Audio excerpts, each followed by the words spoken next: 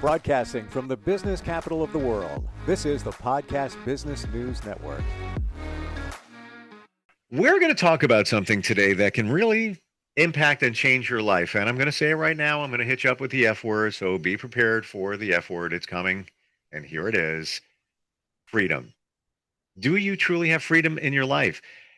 All different types of freedom: financial freedom, free to do what you choose to do, and all of that. We're going to talk about that. He just happens to have a lot of knowledge in the financial arena, helps people get back on track financially, and also navigate life insurance and so much more. And he's back with us. Robb Hill joins us on the program. Hey, Robb, how's it going?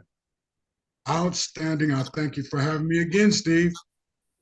Wonderful to have you back. And this topic is it runs deep, because when you first say freedom, I think it conjures up in somebody's mind, well, yeah, I have freedom. I can do whatever I want. But can you really? It's almost like there's tentacles that go out when we talk about freedom. You know, are you free here? Are you free there? Are you free there? What are your thoughts on that? Well, first we gotta determine what exactly is freedom. And I would submit to you that freedom is choice. Freedom is choice. Okay. Sure. The more choices you have, the more freedom you have. However, freedom and responsibility are like front and back. You can't have one without the other one. When you have freedom without responsibility, what you have, my friend, is called chaos. Yeah. Okay. Okay. And so to truly be free means that you have choices. Right. And the way that our system is set up here is that they want us to think we have choices, but they're their choices. Okay. And so in order to get out of that, you have got to decide, because you here in this country, we got two options. You either learn how to manage debt, or you learn how to create wealth. 95% of the population is on the latter side. They learn how to manage debt. It looks good, it feels good, but in reality, are you free? No. You are chained to them bills. That new car note, that mortgage, all these things, they've got you chained, and that limits your choices. And so what do? We sit in front of a TV, a television, and just hope things get better. And we just go, oh, it's going to get better. I'm going to get a raise and all this kind of stuff. And there's so many things that play into that. But our socioeconomic status is fooling a lot of people. Because in reality, if you miss a couple of payments, the real owner will show up. Now, okay. I'm thinking about this. Can you manage debt and grow wealth? You know, the two things we just talked about here. Aren't you doing both typically at the same time? It's just a question of the ratio that you're doing it. Because aren't you always managing some type of debt? God willing, fantastic if you don't have any, and then you can focus on the wealth side. But isn't it sort of like this? And then the goal is the wealth side to make it more like that. Well, in theory, you're right. You're on point. But most people have no idea what wealth is. See, you can be rich or you can be wealthy. Right? There's a vast difference between those two. Rich means you got a lot of money. Wealth is passed down from generation to generation. Okay. Okay. And so what we have here is a lot of people have to decide what they want to do. Do you want to create wealth, or do you want to manage debt? And so, like I had mentioned in a previous meeting, that a portion of all that you earn is yours to keep. Why are you keeping that? It's not so you can just leave it sitting in a savings account. You have got to learn how to make money work for you, because there will come a day when you can't work for money. And this is where a lot of people miss the boat, because they, well, I don't have. But everything that they have is just flowing right through. Remember I had mentioned that that firm grip on an empty bag. This is where a lot of people find themselves at, and they find out too late. So we've got to wake up now and start realizing that I have got to learn how to make this money work for me. You take life insurance, for instance, okay? And you take life insurance and you take your cable bill, all right? Your cable bill is servicing you right now. You get that entertainment, you get to sit back and watch people pretend that they ain't got no money and all this kind of stuff. And you watch, well, I'm in that situation too, but they're just acting. And it keeps you in that place that makes you what I call complacent, okay? Then you're looking at that stream of those few dollars. That's a continuous stream that's flowing out of your life, okay? We need to stop that. And we can take that little bit of money, and over time, it becomes a lot of money. Why? Because you have learned how to place it in like a life insurance policy. Let's say you're spending $50 a month on your life insurance, you're spending $80, $90 a month on your cable bill. Where is the return on that cable bill? It's all in your mind. That life insurance policy, whether it's term, whole life, or whatever the case may be, is there. It's not being spent. It's being repositioned. And positioning is everything. It's all about your position. You look at any aspect of life, it's all about what position you're in that determines whether or not you're going to win. How do you know, Rob, how do you know that you truly have freedom, or as much freedom is possible in your life? How do you know when you've nailed that?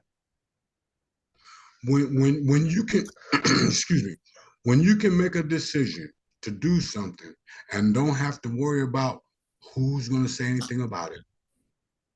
When you can do what you want to do when you want to do it and don't have to worry about nobody screaming at you, that's when you got freedom. Okay. Now, I kind of say that out there, but it's not meant to be do whatever you want to do, see, because your freedom to swing your fist stops when you get to my nose, okay? So you got to have some responsibility along with that freedom. It's just like my or your 6-year-old kid comes up and says, "Dad, let me have the keys to the car." No, it ain't gonna happen. Why? Number one, he can't drive. Number two, he's not legally able to get behind the wheel of the car. Number three, he ain't responsible. Number four, there's so many things that would stop you from giving your 6-year-old the keys, right? But then you just take that and extrapolate it over to what we have now in our illustrious country, and we got everybody wanting to do what they want to do, but they don't want the responsibility that goes along with it. See, freedom without responsibility is chaos. So my mom used to tell me all the time. Yeah. Okay, go ahead. No, you go. I want to hear. Oh, yeah, my mom, she made a statement to me many, many years ago. She said, "Everything good to you ain't good for you." I didn't catch it then, but I got a firm grip on it now. Okay. So people they're letting their cash just flow right out of their hands. So and they think that was my question. That's where I was going with that. I love that quote, by the way. I'm gonna be thinking about that one today. Okay. How do you know whether it's okay to spend? And this is what I mean by that. You make a decision. I'm going to buy something on Amazon, and maybe it's not for a lot. And maybe you're buying a few things. I'm going to treat myself. I want to buy new shoes. I want to get this. I want to get that. How do you know it's okay to make those purchases? You feel like you're free. Nobody, let's say you're single, you don't have to deal with anybody. Nobody's judging you on the purchase. It's your responsibility. So there's a responsibility, I guess, with the freedom. But how do you make the determination where it's like, yeah, I'm going to buy that. I'm going to buy that, and that.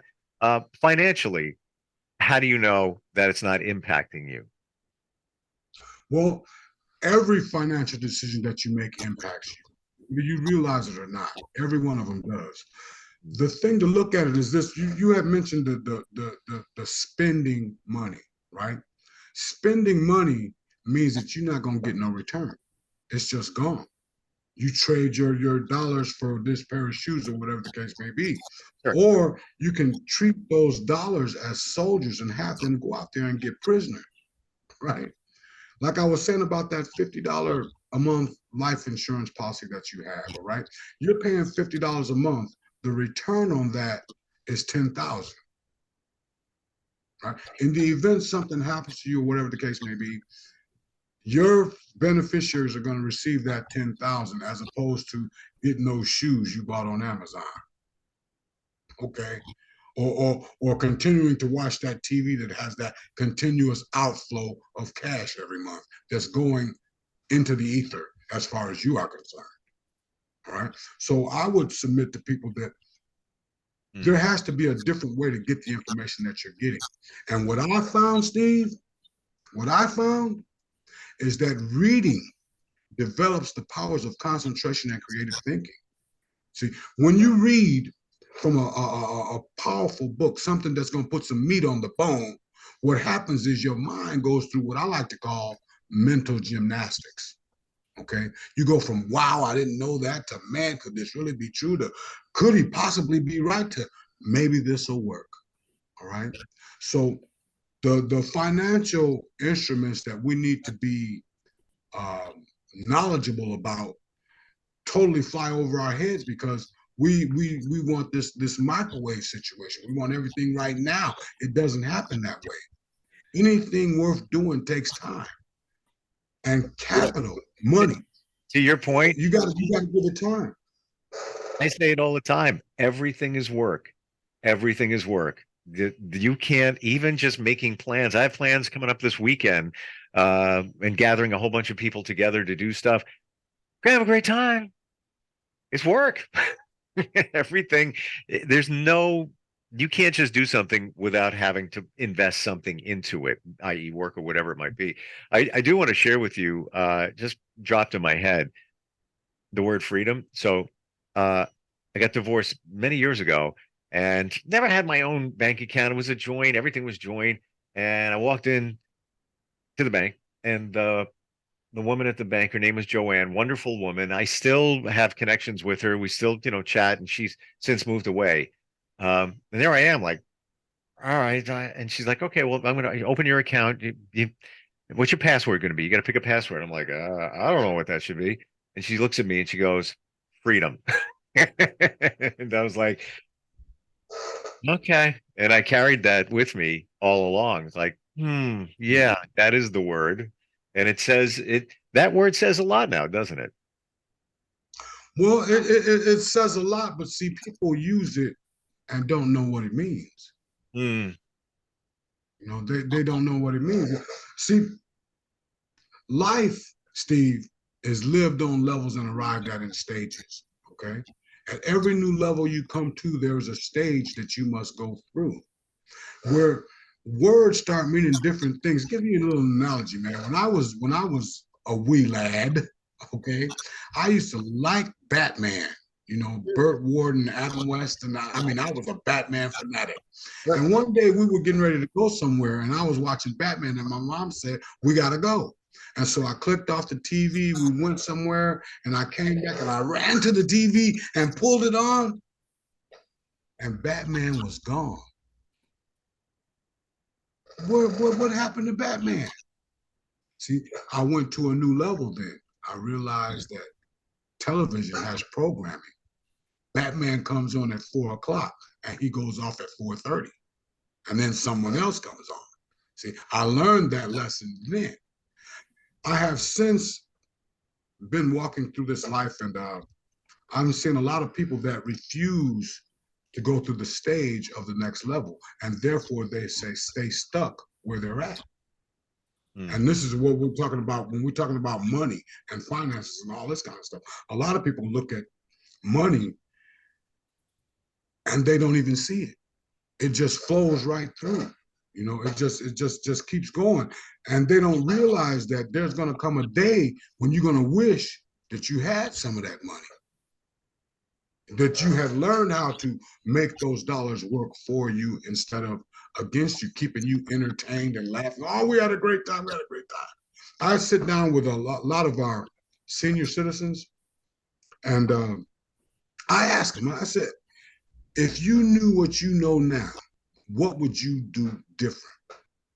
Many times I'd get a better job. I get an education to make more money and all this kind of stuff. But the first thing that I really get from people is I would have put more money away. I would have put more money away. Yeah. Wow. And I think the same thing. I should have along the way.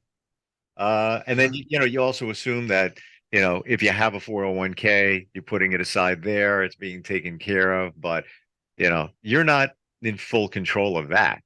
You are in full control of putting money away.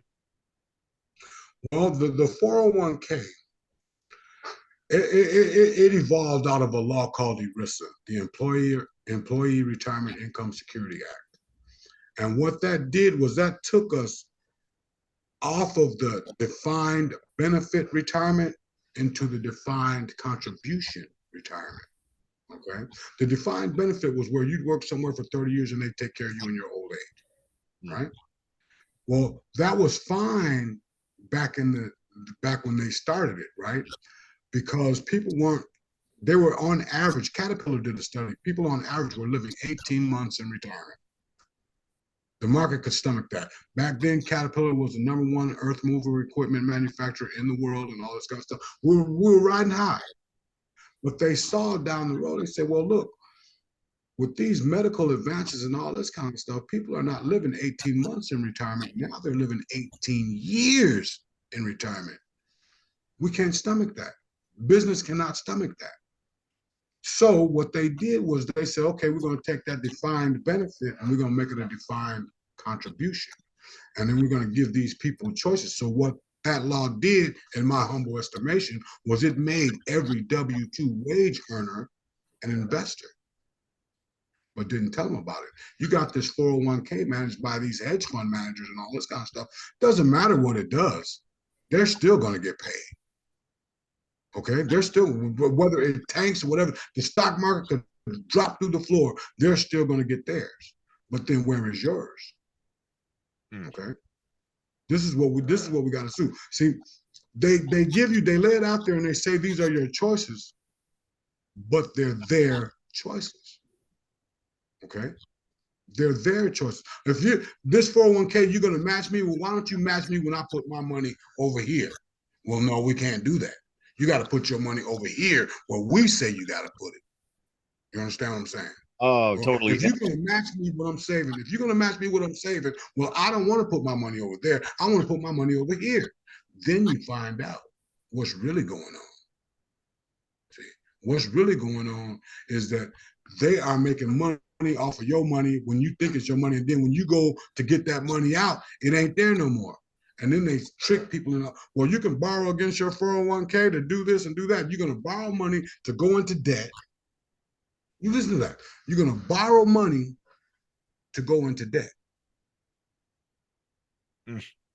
It sounds good compared to what? Okay. And so the way that the verbiage and the way that they lay things out there, and it's all smoke and mirrors. It's all smoke and mirrors. And I know people that have done just that. And Mm-hmm. I guess, if we want to be reasonable about it, it's a good emergency backup plan if you really, really, really need it. However, you shouldn't get to that point. And one friend in particular just borrowed, really good friend. He borrowed against it, then paid it off, and then borrowed against it again. Why did he do that? Because full on, he even admits it, he didn't make good financial choices. And that's all it is. That's it. And I mean, we're talking, he borrowed a lot of money against it, just because he got himself in debt, and he had a little extra money sitting on the side, and he just started squandering it away and not thinking about it. And he even said, I don't know. Extra. You said extra money? Extra money? Never seen it. Oh, okay. Let me clarify that. Let me clarify that. It was money that he was holding for somebody else, wasn't his money. Okay. Okay. And he started dipping into the money. Ooh, ooh, Yeah. ooh. And I was like, dude, how could you do that? What are you doing? Mhm. He goes, I didn't realize what was going on. Like when I came home and the landlord wants to get paid in cash and I didn't have time to go to the bank. So I was like, let me just take from there and I'll put back in. Blah, blah. Meanwhile, wait for it, $30,000 later, Mm, he's borrowing now mm. against so he can pay back the money he was holding for in a safe spot. So what my point here is there there's no, we think we have freedom, and this goes back to where we started from. We think we have freedom. We really don't. We really don't. But it's I guess it's if you get closer to having that freedom or more freedom, that's where your life feels better. Right? Does that sound right? Well, yeah, but I would submit to you that unbeknownst to us, we have abdicated our freedom and put it in the hands of someone else. Okay. Yeah. And we live in this right now, give it to me now society. They changed all of that. I go into that briefly in the first chapter of my book. I go into that briefly, how the consumer driven economy was birthed. Okay. A lot of people, that term flies over their head. Consumer driven economy. What does that mean? A consumer driven economy simply means this: you are not a producer. All right. You are not, you're not producing. All you're doing is consuming. And pretty soon that gravy train gonna run out. Okay. Notice around the country how they're building all these big buildings. They're nothing but warehouses. They're warehouses. Huge warehouses. I mean, you look at the size of an Amazon store. You know that Amazon doesn't make anything. Neither does Walmart. They don't make anything. Everything that they sell in their stores comes from somewhere else. Yeah. Yeah. And who's buying it? And who's buying it? We are. We are. We get so wrapped up into, oh, save money, live better. Oh my goodness. Do you know that's a flat out lie. You're just gonna get more stuff. That's That's Walmart's slogan. You're just gonna get more stuff. That's their That's it. slogan. More stuff. Right. Yeah. And in these parts where I am in the Northeast New York area, suburb of, it's the warehouses, and right here. I mean, I could if I hurl a rock hard enough, I'll hit the Amazon warehouse and the hub and all of that. Not even kidding. But they're also building expensive rentals, buildings everywhere going up, and I'm not exaggerating when I tell you the rent is easily $3,600 for a three-bedroom apartment. How do you do that? And the average person, how are you doing that? We're just about out of time here. If somebody wants to find freedom financially, otherwise, uh, you work with them, you can help them. I feel that we need the roadmap. We don't know how to do it. We don't. All right, put my money in the 401k. There you go. All I got to do is sign a piece of paper, and I think it's safe. But like you said, that's not freedom. You, you, you, you reap some benefits of it, but somebody else reaps the benefits even more. Rob, how do we find you?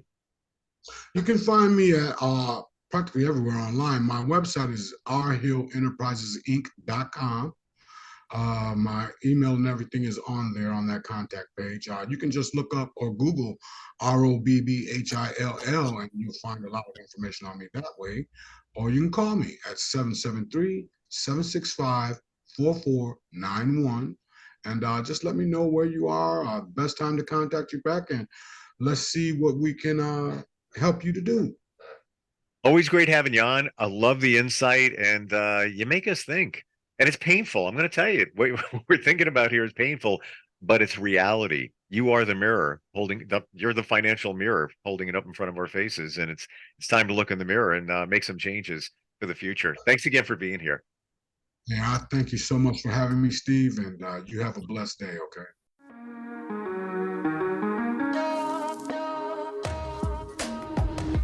Broadcasting from the business capital of the world, this is the Podcast Business News Network.